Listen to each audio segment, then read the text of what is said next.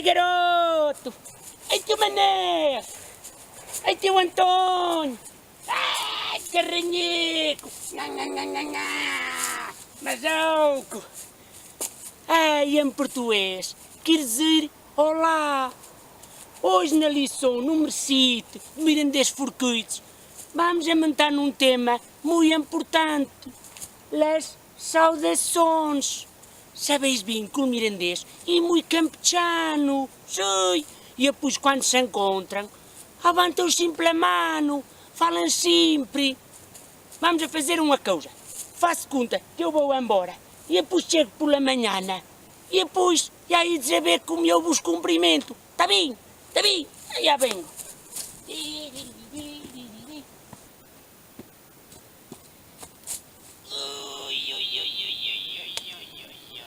Está-te risquinho, carrinheco, mazoco. Faço conta que pela manhã, e pela manhã nós dizemos bons dias, teu Manel, bons dias, teu António. Ou Antócio, como dizem os mais velhos. Deus vos dê bons dias. E a resposta é, bons dias, nos dê Deus. Adeus, adeus. Ah, carrinheco.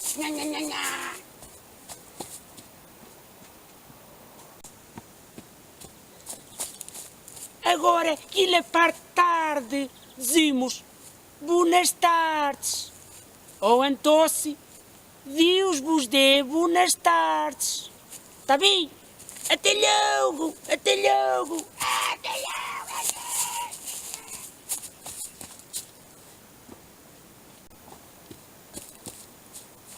Faz de conta que de noite. Tenho muito sonho. Ai, ai, ai. Antócio, tomas o leite, escovas os dentes e dizes boas noites.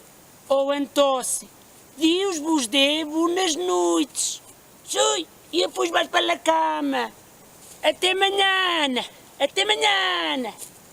Ah, carinha, até amanhã. Ui, ui, ui, ui. Alguém tu. Olha bem. Espera olha bem. Ai, ai, ai. Alguém. Ui, ui, ui, ui. Ui, ui, ui. Ui, ui, ui. Ui, ui. Ui, ui.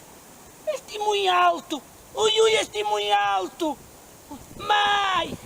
Ah, mãe. Mãe.